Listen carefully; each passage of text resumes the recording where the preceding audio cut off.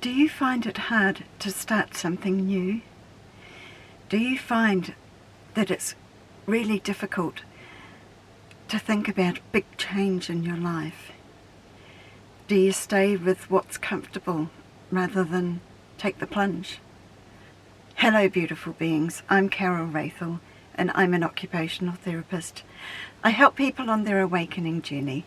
I help people tune into the inner wisdom from upstairs. And I help people have fulfilling lives. Today we're talking about building self-confidence. It's a question somebody asked me. How do I build my self-confidence? It's never been more pertinent that I talk about tuning into the inner wisdom from upstairs, because we need to remember who we really are.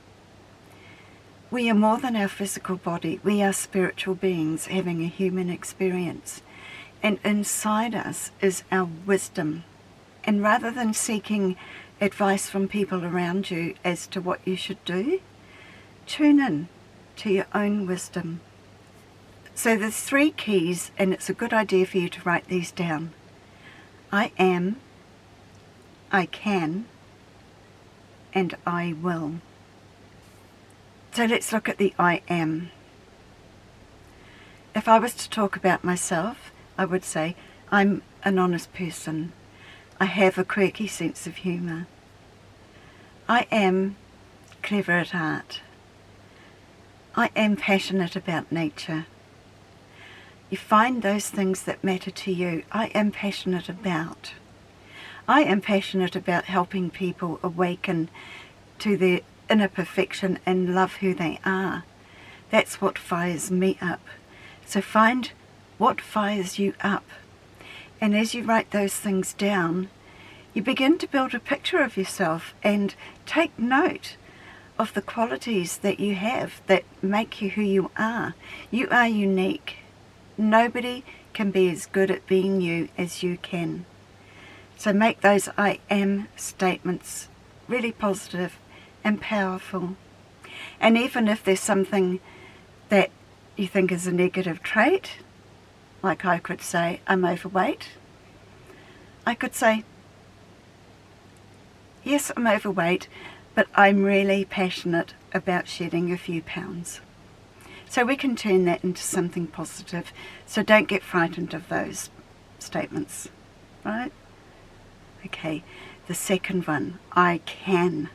I can learn new skills. What are your strengths? Write down what your strengths are. Perhaps you're really good at maths, so you could say, I can solve maths equations really fast. Find your strengths, write them down. You've got a lot of strengths. Don't sell yourself short. When you've written them down and you can look at your strengths, you build a picture of your talents. What have you accomplished? Write that down. If you're able to sit down and write at pen and paper, you've accomplished a lot in your life. So write them down, even if they're small things. The I will part is I will do whatever it takes in order to achieve whatever that is. With self-confidence, we really need to focus on what we're saying to ourselves. So listen in to what your mind is telling you. If it's telling you you're no good at that, you don't have what it takes. So I will tell myself a different story. I will do whatever it takes to achieve the things that matter to me, those things that were in your I am statement, using my strengths, which is the I can statement. If it's something that doesn't necessarily relate to those 2 things, then look at whether the thing that you need to accomplish is going to help you with achieving things that are related to what matters to you and your strengths. So if you want to drive around the country taking photographs of nature, you need a driver's license. And if you're faced with doing driving lessons and a driving test, and you find the thought of driving really scary, then accomplishing this is going to help you on your mission, and it's a really important thing to accomplish. So start to tell that different story. I invite you to use meditation to get nice and relaxed, and then just picture yourself speaking about driving, picture yourself driving a car comfortably, confidently, and competently. You're watching the road, you can see traffic coming and going, you can see what's happening 3 cars ahead of you, and you're comfortable where you are. You know that you can slow down and pull over to the side of the road if ever you need to. So that's an example with the driving. Whatever it is you need to do that you're lacking the confidence to do, create a time for you to set aside each day to relax and get into a meditative state, and then put that image in front of you and see yourself doing it. Feel the things that you're going to feel when you've accomplished it. Feel the satisfaction that you have from overcoming your fear and doing it. So the I will part of that equation is I will sit down every day at least once to show myself that I can accomplish this in a meditation. Another part of the I will is if you've been asking other people what you should do and making decisions based on what they say, I invite you to tune in to yourself, to your own inner wisdom. And again, this is a good thing to do, is to get into a meditative state and just ask yourself, what do I want? What do I say about this? Can I do it? Obviously we're talking about something that you can accomplish, not something like climb a mountain without learning how to do mountain climbing. We're talking about something realistic here. So ask yourself, can I do this? And then look at what comes up for you. It could be the fears again, and then you say, I understand that there's fear there. And you can say to yourself, I'm going to feel the fear and make this decision. It matters to me that I want to do this. And give yourself the positive self-talk. Like, I've got this. I can do this.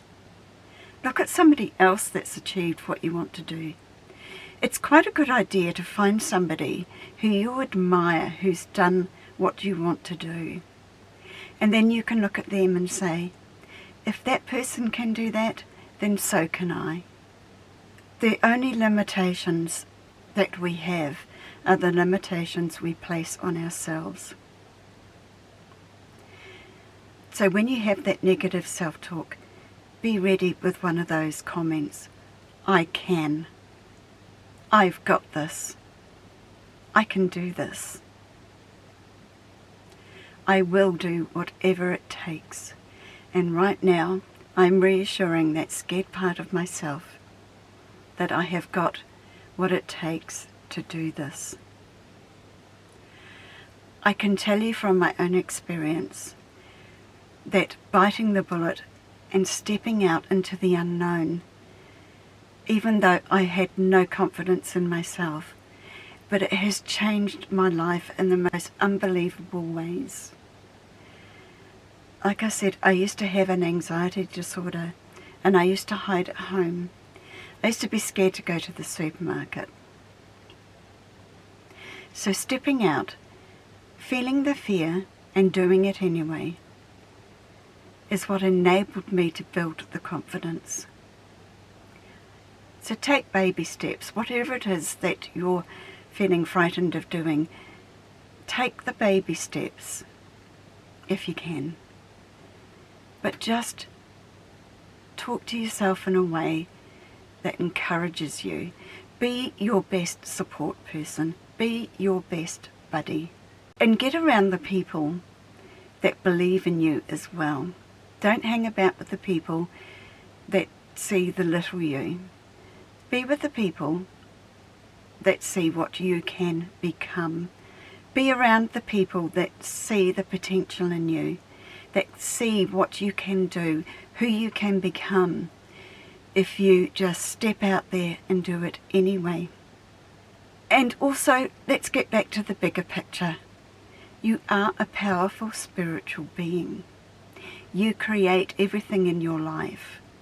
So why not be aware of that and consciously create the things you want in your life?